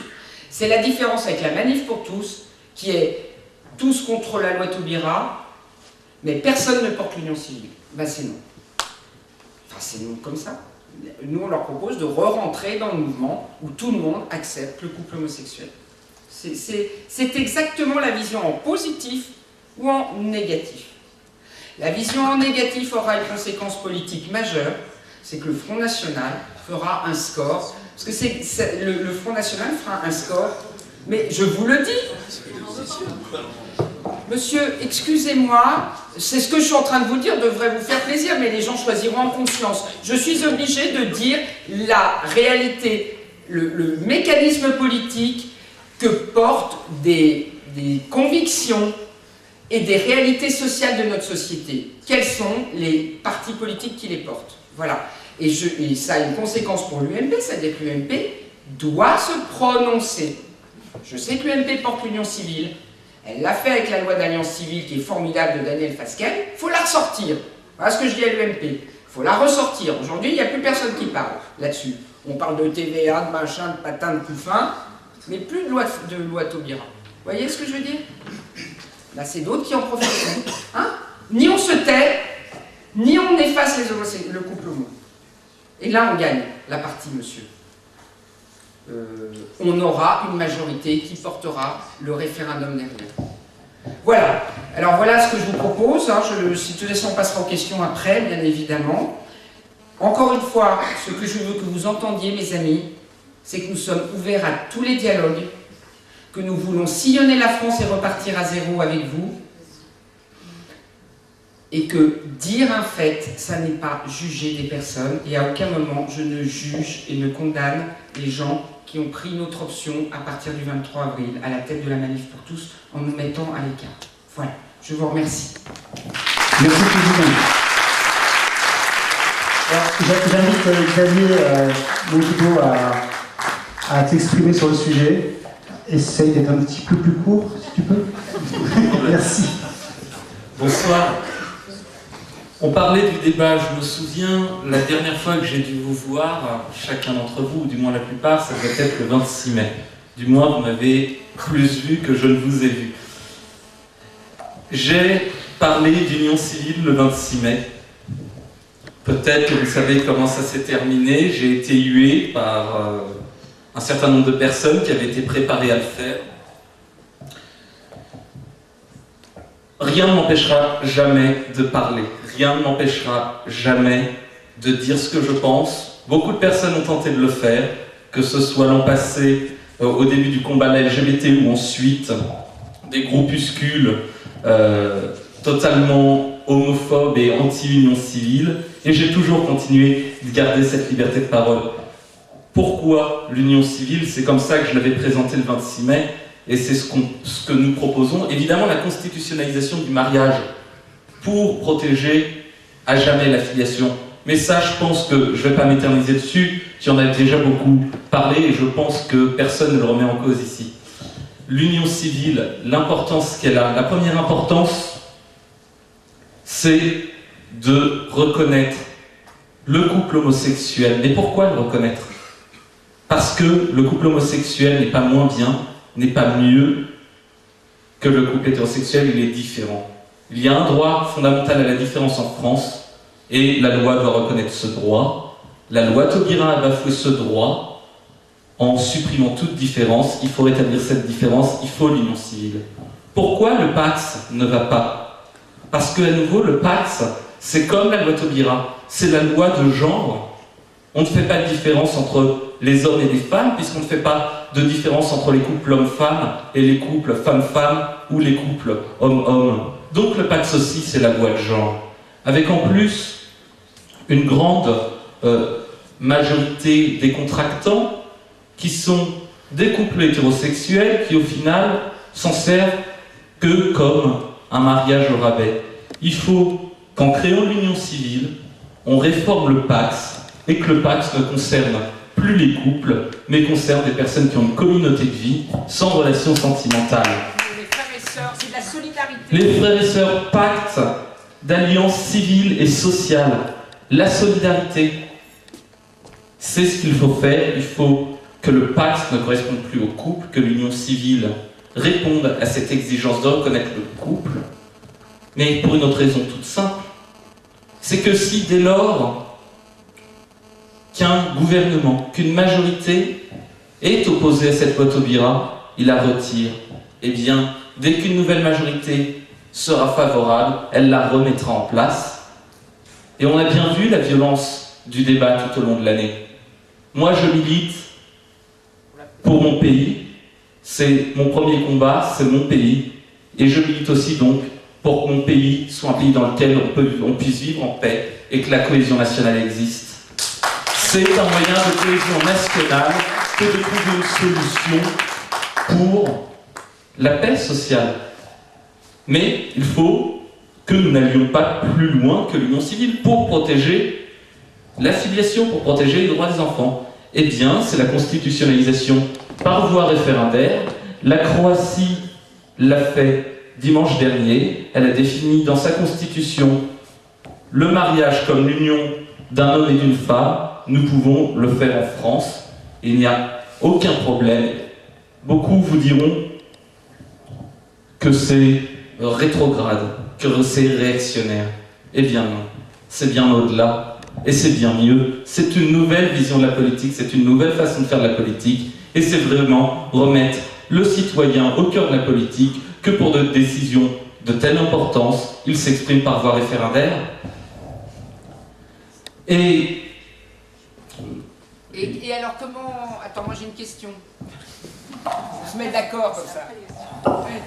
Si c'est le référendum d'initiative partagée, c'est une question sociétale exclue. Que réponds-tu à M. Hollande? Que, comme toujours, M. Hollande est dans un système d'invention systématique de langage, de changement sémantique. Le terme sociétal n'existe ni dans le droit français, ni dans le lexique français. Donc je ne vois pas comment il peut venir nous expliquer que les lois sociétales ne sont pas prises en cause, puisque ce terme n'existe pas. Donc exactement de la même façon que toute l'année, on nous a expliqué que l'homophobie, ce n'est pas la haine des homosexuels, mais c'est le refus du mariage homosexuel, comme demain ils sont en train de le préparer, nous le voyons très bien. Le racisme ne sera plus la haine du différent de l'autre, mais le refus du droit de vote des étrangers. Eh bien, une réforme sociétale, c'est à nouveau un glissement sémantique de ce gouvernement. Et ce peut bien. Et pourquoi pas un autre? Oui, on va bien en trouver d'autres, je pense, qui ne sont pas à cela près. Donc, il est très important de montrer que le mouvement qui s'est levé l'année dernière, un mouvement d'ampleur, non, n'est pas en train de mourir, qu'il n'est pas mort de division. Alors certes, les médias ont parlé de division, certes, il y a des désaccords entre nous tous. Mais je me souviens avoir eu plusieurs discussions avec Ludovine de la Rochère. Je me souviens avoir parlé avec Ludovine de la Rochère au mois de décembre 2012 d'union civile. Ah non, Xavier, ne parlons pas d'union civile, c'est trop tôt. Très bien. J'en parle avec elle au mois d'avril. Ah mais non, Xavier, ne parlons pas d'union civile, c'est trop tard. D'accord. Et je la revois au mois de juin, je lui dis, où on en est de l'union civile? Je ne sais pas trop te dire si c'est trop tôt ou trop tard, mais c'est pas maintenant. Donc, il y a forcément un moment où il faudrait se décider, où le calendrier n'est pas extensible, et bien le moment est venu, parce que ce qui changeait tout, c'est que la loi, maintenant, est votée. Avant la loi, pourquoi on n'a pas parlé tant que ça? C'est pas qu'on ne voulait pas en parler, c'est pas que nous avons changé de combat en cours. C'est que, rappelez-vous bien le motif de nos manifestations. Le 17 novembre, le 8 décembre, le 13 janvier, qu'est-ce que nous réclamions? Je ne sais pas si vous vous souvenez. Des états généraux de la famille et un référendum. Donc de fait, en demandant des états généraux de la famille, il n'y avait nul besoin de parler d'union civile, puisque dans ces états généraux que nous demandions et qui allaient ensuite être organisés, nous l'aurions proposé à ce moment-là. Et après, ça a glissé sur une opposition à la loi qui a été votée. Au projet de loi. Oui, au projet de loi, mais qui est devenu loi. Ouais. Et on ne pouvait plus s'y opposer. On peut contester le fondement d'une loi votée, mais elle s'applique. Et s'y opposer frontalement, sans rien proposer à la place, c'est violent et c'est perçu comme violent par la société pour toute loi. Alors quand ça concerne une loi qui touche aux droits de personnes, en l'occurrence les personnes homosexuelles. Minorité. Oui, d'une minorité, la minorité homosexuelle. Et bien de fait, quand on s'y oppose sans demander aucun droit en remplacement, donc un retour en arrière, eh bien oui, c'est perçu par la société comme homophobe, et je crois même que ça l'est.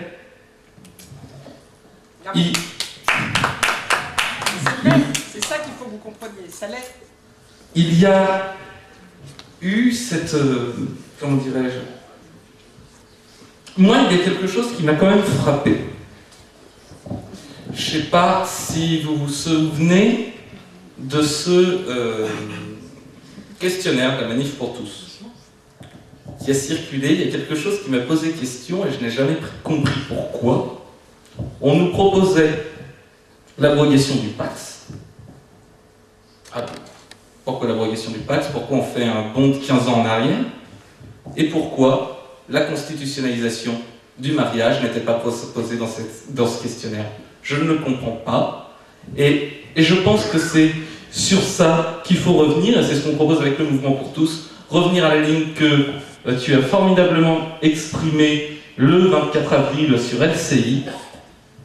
C'est, eh bien, que nous proposions la constitutionnalisation du mariage pour remettre chaque couple à sa place, et surtout redonner sa valeur à la filiation et lui redonner ses origines biologiques, tout en portant l'union civile, que ceux qui ne veulent pas porter l'union civile. On ne les oblige pas à la porter, mais qu'ils ne nous empêchent pas de le faire, qui n'envoient pas des commandos contre nous, qui n'essaient pas de nous empêcher de parler, parce que, de toute manière, c'est la dernière chose que je dirais, ce combat, on le mènera, comme je vous l'ai dit moi, pour ma part, je le mènerai pour mon pays, parce que je pense que c'est ce qu'il faut pour mon pays, et même si on tente de nous couper la parole, comme ça a déjà été le cas, vous voyez, ils ont tenté de le faire, plusieurs groupes, à plusieurs moments donnés, et bien on est toujours là pour vous parler, on sera toujours là pour vous parler et pour vous représenter. Merci Xavier. Et je ne t'ai pas coupé la parole.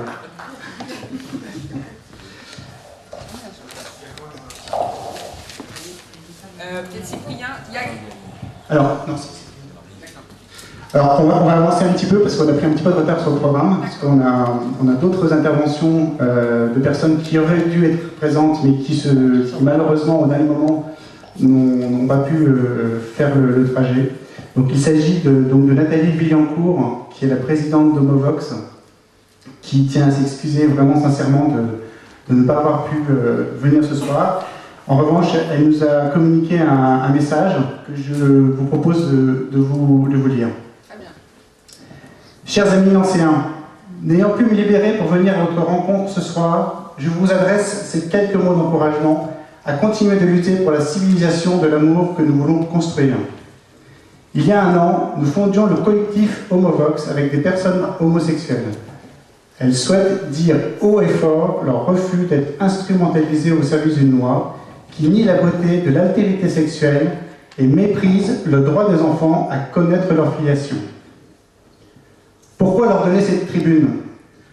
Concernant l'altérité sexuelle, les personnes homosexuelles pressentent bien cette richesse puisque précisément, elles en sont privées dans leurs relations amoureuses. À notre sens, cette privation définit mieux l'homosexualité que la définition habituelle d'attirance exclusive pour les personnes de même sexe. Cette altérité sexuelle impossible, qui a pour corollaire l'incapacité à procréer avec la personne aimée, constitue parfois une grande souffrance qui peut conduire ces personnes à multiplier les expériences et les partenaires sans jamais pouvoir atteindre la joie de la complémentarité féconde des corps et des cœurs. C'est vrai. Qu'en est-il de ce qui concerne la famille? Les personnes homosexuelles comprennent bien la richesse que constitue une famille, puisqu'elles-mêmes doivent renoncer très jeunes au projet d'en fonder une. Les familles doivent donc être particulièrement accueillantes et bienveillantes envers leurs enfants, cousins, amis, voisins, qui sont homosexuels. Certaines personnes homosexuelles ont un chemin difficile à parcourir pour accepter de s'aimer pleinement comme elles sont, d'autant que l'homosexualité plonge parfois ses racines dans une histoire familiale complexe. La découverte de la réalité de l'homosexualité au sein d'une famille bouscule souvent l'ordre établi, et chacun est alors appelé à aller plus loin dans l'amour inconditionnel qui exige une vraie fraternité, une vraie maternité, une vraie paternité. Si nous ne portons pas ce regard et cette attention bienveillante sur les personnes homosexuelles, nous les refoulons de facto dans les quartiers et lobbies gays de nos villes. Nous vous invitons ce soir, donc c'est toujours elle qui parle bien sûr, nous vous invitons ce soir, en rentrant chez vous, à vous rendre sur le site Equinox Nancy-Lorraine, le groupe LGBT plus actif dans votre ville, pour essayer de comprendre comment et pourquoi à Nancy, les personnes homosexuelles en arrivent à des revendications militantes où le désir des adultes passe avant le droit des enfants. N'ayons pas peur d'aller vers les périphéries, de construire des ponts plutôt que de creuser des fossés. Alors, que faire? Nous en sommes convaincus, c'est ensemble et dans le maintien de la paix que nous sommes appelés à vivre dans certaines familles et dans la société tout entière, la réalité de l'homosexualité qui bouscule parfois si violemment nos consciences. Nous le répétons, une personne homosexuelle peut chercher à compenser sa situation par une recherche effrénée et jamais comblante d'expériences affectives et sexuelles multiples. Cela se traduit parfois par une vie instable, désordonnée, dispersée et même dangereuse sur un plan sanitaire. Pour autant, comme toute personne humaine, La personne homosexuelle porte au plus profond d'elle un désir d'amour durable, fidèle, engagé, qui s'incarne dans une relation humaine sous le terme de couple. Voilà pourquoi le contrat d'alliance civile proposé par l'Avenir pour tous constitue pour ces personnes et pour la société un mieux, parce qu'un tel contrat reconnaît la construction d'une relation stable, fidèle, durable et solidaire. Certains préféreront dire que ce contrat d'alliance civile est un moindre mal, mais cette expression insiste de façon si maladroite sur les limites de l'homosexualité. La loi Taubira, votée à la hâte par un gouvernement sans boussole, a cru répondre à cette question complexe de l'homosexualité. Il n'en est rien. Regardez le peu de joie suscité par sa promulgation le 23 avril dernier et le nombre insignifiant de mariages de personnes de même sexe qui ont été célébrés depuis. Observez aussi quelle voie royale cette loi ouvre à la destruction des liens de parenté en coupant l'enfant de sa filiation et à la marchandisation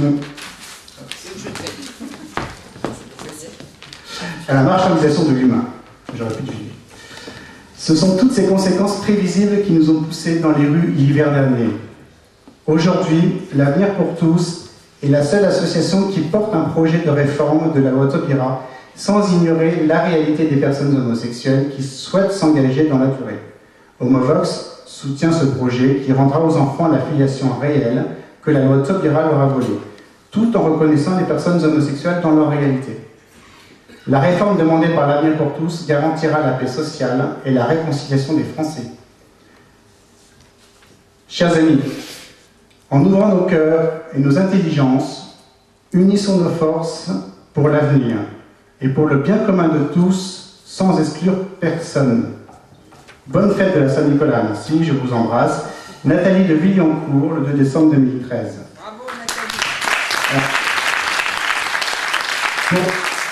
Pour venir compléter ce message de Nathalie Villancourt d'Homovox, on vous propose de visionner un court témoignage d'une personne donc, homosexuelle qui s'appelle Benoît et qui résume très très bien le combat.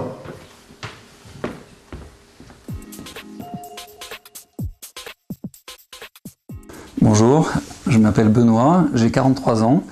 Je suis chef d'entreprise et je vis en couple avec un garçon depuis 8 ans. Avant tout, je voudrais dire qu'on ne comprend rien à l'homosexualité tant qu'on n'a pas compris que ce n'est pas un choix. Pas plus que l'hétérosexualité n'est un choix.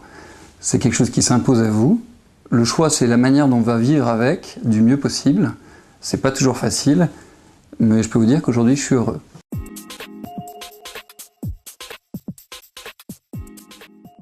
Je suis personnellement absolument contre le projet de loi sur le mariage homosexuel tel qu'il est présenté. Pas sur le fond, parce que si certains veulent un engagement calqué sur les droits et devoirs du mariage, je trouve ça assez noble et la loi devrait le permettre. Mais sur la forme, je suis contre parce que ça repose sur un mensonge, sur une erreur, sur un mensonge démagogique qui est de vouloir dire l'union homosexuelle et l'union hétérosexuelle, c'est la même chose.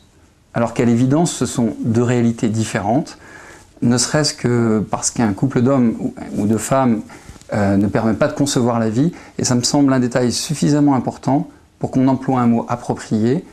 Je propose par exemple alliance civile ou un autre mot, un mot approprié pour une réalité spécifique. Peu de gens le savent, mais en voulant tout englober sous le même nom de mariage, si le texte est adopté, on en viendra à supprimer de tous les textes du Code civil la référence au père et à la mère, qui sont pourtant des référentiels fondateurs de la vie, de la famille et de la société.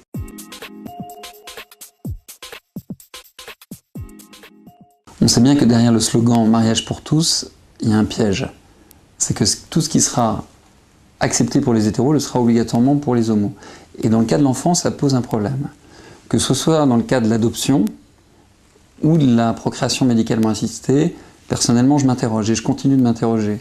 Mais je crois que dans l'intérêt supérieur de l'enfant, ça mérite un débat apaisé, serein, loin de la pression politique et médiatique actuelle qui, à mon avis, ne garantissent pas une réflexion sage et posée qui est quand même nécessaire dans l'intérêt des enfants. Je voudrais aussi combattre une idée reçue, c'est que parce qu'on serait homosexuel, on penserait tous pareil, on aurait les mêmes idées. C'est pas notre sexualité qui formate notre cerveau, heureusement. Et le plus beau cadeau qu'on pourrait nous faire, c'est peut-être justement d'accepter de reconnaître cette diversité, qu'on n'est pas tous pareils, qu'on pense différemment, et de ne pas nous enfermer dans des clichés qui sont encore souvent très étroits.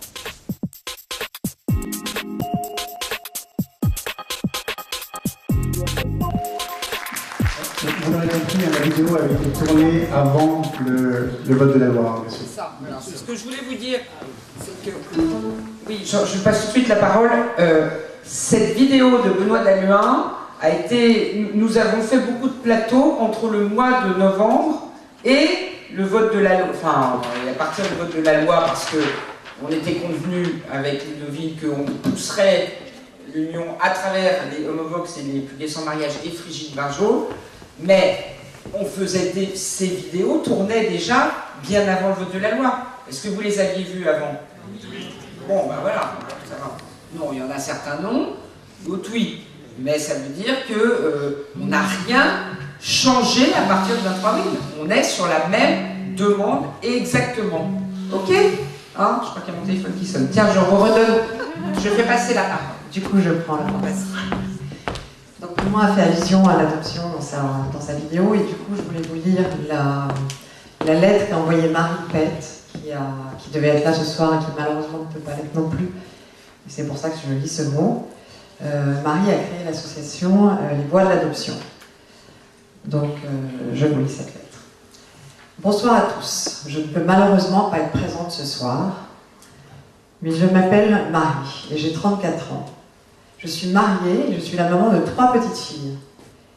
Si je peux vous parler ce soir de l'adoption, c'est parce que j'en suis issue, ayant été adoptée à l'âge de 3 mois par l'intermédiaire d'un organisme agréé d'adoption, la Famille Adoptive Française. Je me suis engagée le 17 novembre 2012 aux côtés de LMPT, parce que je ne pouvais pas imaginer qu'un couple de même sexe puisse adopter un enfant. Pourquoi ? Parce que chaque enfant a le droit d'avoir un père et une mère, et la République française a le devoir de faire respecter ce droit. Depuis toujours, l'adoption est une mesure de protection de l'enfance que l'État français doit faire appliquer comme telle. Aujourd'hui, la loi française va à l'encontre de ce principe fondateur de notre société par la mise en place de la loi Taubira et de l'article 6.1 relatif à l'adoption, qui va lui-même à l'encontre de ce devoir en privant volontairement et légalement un enfant de son père et de sa mère, ou de sa mère. Avant d'être un acte merveilleux d'amour permettant de donner une famille à un enfant, l'adoption est une souffrance pour l'enfant abandonné par sa mère biologique. Cette souffrance, nous, les adoptés, nous la surmontons tant bien que mal parce que nous grandissons dans une famille à l'image de celle que nous aurions pu avoir. Nous grandissons grâce à l'homme et à la femme qui nous élèvent et de qui nous aurions pu naître. Et c'est cette filiation vraisemblable qui nous permet de dépasser la souffrance d'abandon. Savez-vous ce qu'un enfant adopté se pose comme question ? Je vais vous le dire.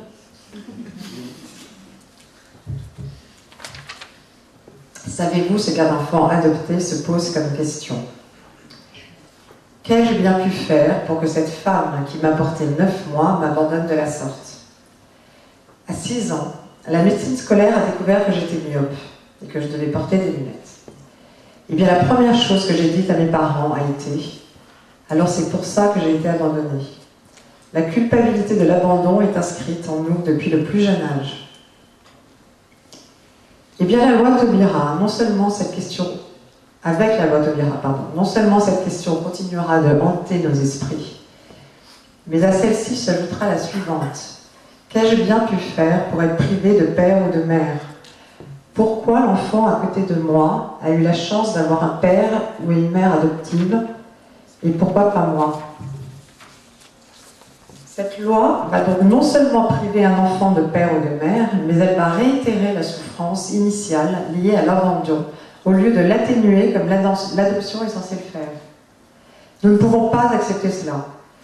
La République française n'est pas là pour mettre l'enfant en difficulté, elle est là pour le protéger.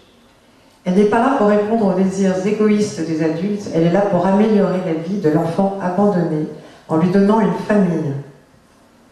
En tant que fondatrice des voies de l'adoption, Je souhaite également parler au nom des parents adoptifs et des postulants à l'adoption. Eux aussi ont leur mot à dire. À aucun moment, Madame Taubira et Madame Bertinotti, qui se targuent de refondre le modèle familial, n'ont porté une attention quelconque à ces familles. Mais permettre à des couples homosexuels d'adopter des enfants, c'est dénigrer totalement les adoptants hétérosexuels. Eux qui mènent un combat éprouvant face à la stérilité, qui doivent supporter des mois d'enquête, d'investigation allant fouiller au plus profond de leur intimité et de leur vie familiale. Ils seront mis sur le même plan que ces couples qui sont dans l'incapacité biologique de procréer. Ils verront leur chance d'apporter une famille à un enfant en souffrance, s'amoindrir au profit de personnes illégitimes face à l'adoption. A-t-on pensé à eux? Mes parents me racontaient il y a quelque temps que la profession de mon papa, qui était officier de marine, donc souvent absent, avait été un frein à mon adoption. Que les tutelles n'avaient pas favorisé leur dossier à cause de ça. Qu'il y avait un risque pour l'enfant qui leur serait confié de ne pas grandir dans un environnement suffisamment équilibré pour qu'il s'inscrive dans la filiation et dépasse la souffrance et l'abandon. Et aujourd'hui, Madame Taubira veut me faire croire qu'un enfant abandonné peut s'inscrire dans une filiation invraisemblable au sein d'une famille homosexuelle. C'est une aberration. Pardon. Alors voilà toutes les raisons qui me poussent aujourd'hui à soutenir l'avenir pour tous et le mouvement pour tous. Parce que inscrire le mariage homme-femme dans la Constitution permettra de protéger la filiation biologique et adoptive, et donc de rendre à l'adoption son rôle premier, la protection de l'enfant. Mais cette démarche ne peut se faire au détriment des couples homosexuels qui souhaitent stabiliser leur amour. Nous ne pouvons pas écarter de notre société les couples de même sexe. Nous voulons que la société leur offre une union civile qui permettra une reconnaissance de leur statut. Mais cela ne peut pas et ne doit pas se faire au détriment de l'enfant. Oui à la constitutionnalisation du mariage homme-femme, et oui surtout à la protection de l'enfant, oui à l'union civile. Je vous remercie de tout cœur, Marie, des voix de l'adoption. Bravo.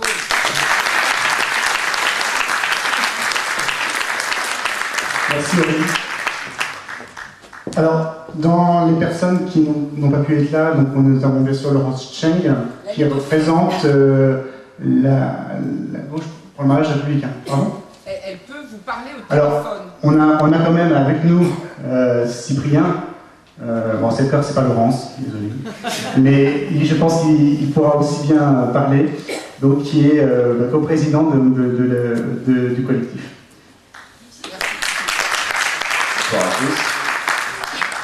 Alors, je voudrais commencer par vous transmettre les excuses de Laurence qui n'a pas pu venir ce soir et qui aurait bien aimé le faire. Et je vous transmets au passage ses salutations. Et je vais vous présenter aussi mes excuses, puisque je ne suis pas aussi compétent qu'elle pour cet exercice qui est de vous parler. Et je ne vais sûrement pas vous dire la même chose qu'elle, mais surtout, je n'ai pas eu le temps de préparer quelques interventions, puisqu'elle était censée venir, et qu'au dernier moment, on a appris qu'elle ne pouvait pas le faire. Donc bon, on va faire avec.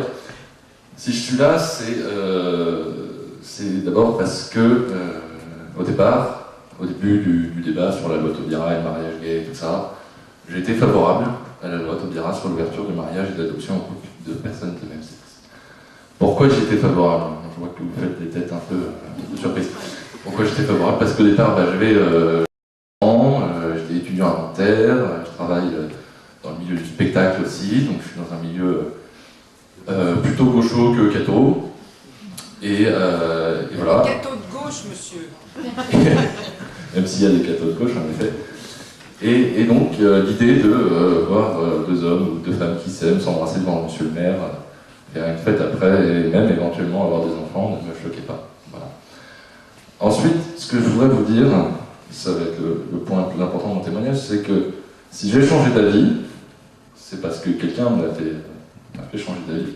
Et que ce quelqu'un, ça aurait pu être vous, ça aurait pu être n'importe quel d'entre vous. Parce que, voilà, il y a des sujets qui font partie de la loi Taubira et dont on ne parle pas, comme les dangers que fait encourir la loi Taubira à l'adoption internationale, c'est-à-dire tous les pays qui vont enfin qui ont déjà d'ailleurs pour la plus grande partie d'entre eux, arrêté de nous envoyer de nous confier leurs orphelins, puisqu'on a ouvert le mariage aux couples de personnes de même sexe. Ça, c'est des sujets dont on ne parle pas, dont on aurait dû parler beaucoup plus, dont le gouvernement aurait dû parler. Les promoteurs de la loi ont passé leur temps à répéter que cette loi va accorder des droits à certaines personnes sans en enlever à aucune autre, c'est tout à fait faux. Et il y a des tas de mensonges encore à faire tomber, puisque quand on discute avec les gens dans la rue, avec des tracts ou quoi que ce soit, on se rend compte qu'en fait ils ne connaissent même pas le contenu de cette loi, et certains continuent à dire encore aujourd'hui « Non, mais moi le mariage homo, je m'y oppose pas, je m'opposerai quand on parlera de l'adoption. » Voilà. Donc ce que je voudrais vous dire... Et maintenant. Oui, parce que ça c'était tous les arguments d'avant le vote, mais maintenant. Je vais venir à et maintenant. C'est important. Voilà, je vais vous raconter une petite anecdote dans la continuité de ce que j'étais en train de dire. Ça s'est passé le 21 mars, donc le jeudi d'avant le 24 mars, avec la Manif pour tous Paris. Il y avait une grande opération tractage, on avait des équipes qui tractaient quasiment toutes les sorties de métro de Paris. Et on distribuait des tracts pour la Manif du 24 mars. Et dans cette soirée, il y a une jeune demoiselle qui est venue nous voir, à qui on a donc tendu un tract, et qui nous a répondu un petit peu agressif, mais pas méchant du tout.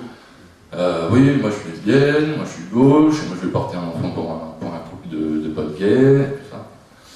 Et au bout d'une heure et demie, elle m'a quand même dit à dimanche, je viendrai manifester avec vous. Voilà. On peut convaincre tout le monde. C'est catégorique, hein. Même moi, tout le monde me dit que je suis borné, on m'a convaincu. Vous voyez. Donc, je relirai à ça pour vous qui êtes en grande partie catholique, d'après le sondage fait à Madrid tout à l'heure. Le pape a dit il y a quelques mois, il me semble, quelque chose du genre sortez de vos paroisses, je crois. Il parlait de Existentiel. Périphérie existentielle. Allez aux périphériques. Non, voilà. mais sortez de vos paroisses. Sortez de vos paroisses, ça veut aussi dire sortez dans la rue, sortez de vos milieux, allez voir un peu les gens de gauche, les gens homo, les mères porteuses, si vous en connaissez. Moi j'ai eu l'occasion de rencontrer une dans la rue, voilà, ça m'a pas empêché de la convaincre. Ça veut dire vraiment ça, allez convaincre tout le monde, parce qu'on peut convaincre tout le monde. Et quand tout le monde sera convaincu, on gagnera le référendum, tout simplement. Encore faut-il continuer à se battre contre la loi Taubira.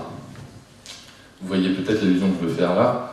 Si vous avez reçu le mail de la Manif pour tous que j'ai reçu vers midi aujourd'hui, qui appelle à manifester dimanche à Paris pour une grande opération voiture, la traversée de Paris, et dimanche suivant, le 15 décembre, à Versailles pour une manifestation départementale. Je ne sais pas si ils l'ont envoyé aux adresses de Nancy, mais je vous enverrai le mail si vous le souhaitez.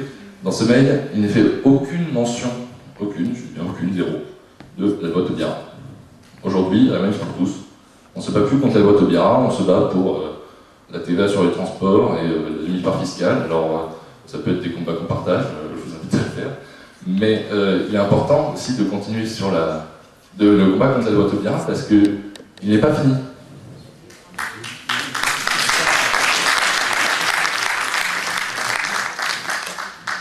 Attends, comment j'ai réussi à convaincre une lesbienne de gauche, mère porteuse, de venir manifester le 24 mars. Alors, le 24 mars, on était un peu trop nombreux, j'ai pas réussi à la trouver dans le coup. C'est fort dommage. C'était tout simplement en lui expliquant que non, on défendait que les droits des enfants à connaître leur père et leur mère, et on se battait aucunement contre le fait que des couples d'hommes ou de femmes qui s'aiment puissent s'engager dans la durée à rester ensemble et à hériter l'un de l'autre au décès d'un des deux, par exemple, des choses comme ça, auxquelles je ne m'oppose pas, j'espère que vous non plus. Et ça, avec un discours comme ça, vous pouvez convaincre tout le monde. C'est un discours de vérité. C'est-à-dire que deux hommes, deux femmes ne peuvent pas faire d'enfants, mais elles peuvent s'aimer, je les incite à le faire. Et on ne doit pas lutter contre, il ne faut surtout pas. L'union civile. N'incite pas les gens à s'aimer entre eux. Non, alors, excusez-moi, j'ai mal formulé, mais je vous avais vous avez préparé, vous avez dit que j'étais pas très bon à cet exercice Là, LMPT va nous... de discourir sur scène. Non, c'est que les personnes qui aiment les personnes du même sexe à vivre dans l'amour, dans la civilisation de l'amour. Voilà, bien sûr, si vous êtes hétéro, enfin bref, chacun est qui il veut. À la limite, je m'en fiche un peu. Enfin, bref.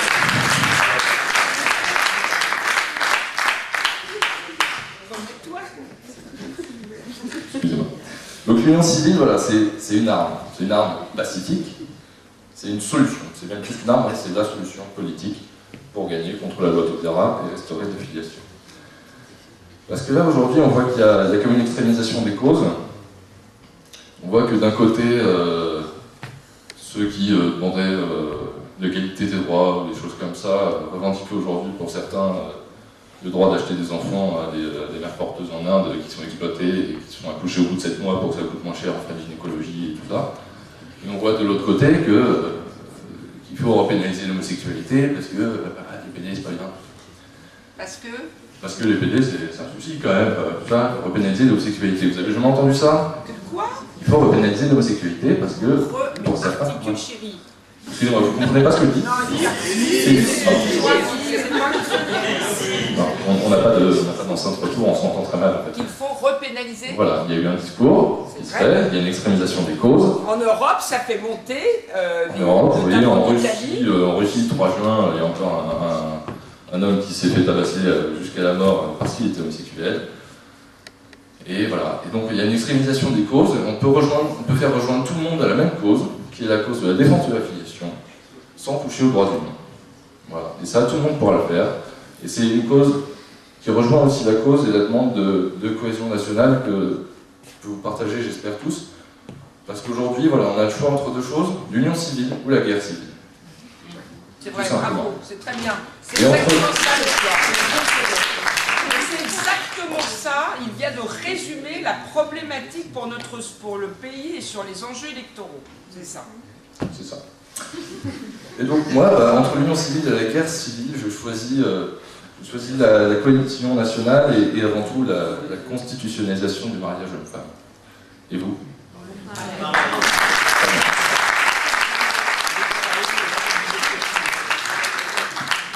Surtout, avec cette cohésion nationale-là, je voudrais juste rajouter un mot. Vous êtes dans la cohésion de votre mouvement. Avec cette cohésion nationale, vous êtes dans la cohésion de votre mouvement pacifique, qui était un mouvement d'ouverture, d'explication, de dialogue et d'amour. Cohésion nationale, cohésion du mouvement. Revenons, retrouvons la cohésion du mouvement. C'est celle du 17 novembre, c'est celle-là. Avec le couple homosexuel. Et vous savez, une profession de foi, ça veut dire ce que ça veut dire. Il faut y croire. Voilà, merci. En tout cas, on peut vraiment remercier nos invités qui ont exceptionnel. Merci à vous. Alors, je terminerai en vous disant que vous avez les instruments à votre disposition.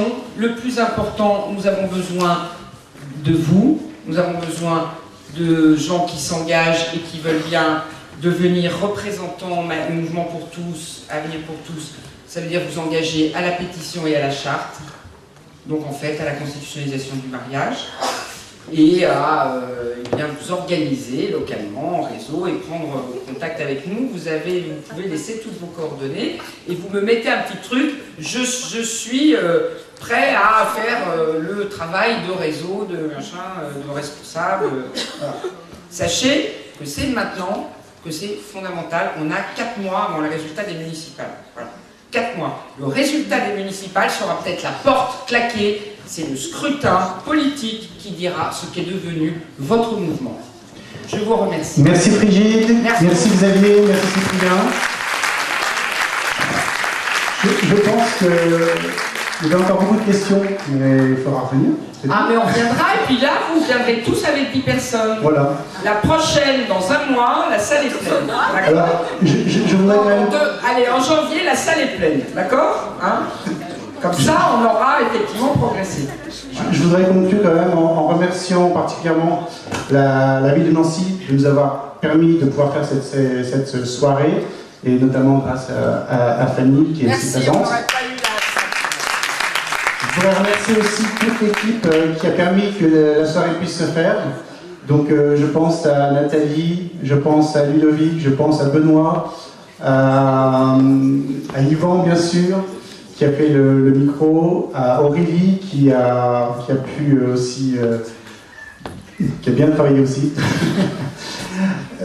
Et puis j'oublie pas bien sûr Marie-Françoise, j'oublie pas Nathalie, j'ai dit je crois. Emmanuel bien sûr, et puis mon épouse qui me supporte depuis un an, et je ne sais pas comment elle fait d'ailleurs.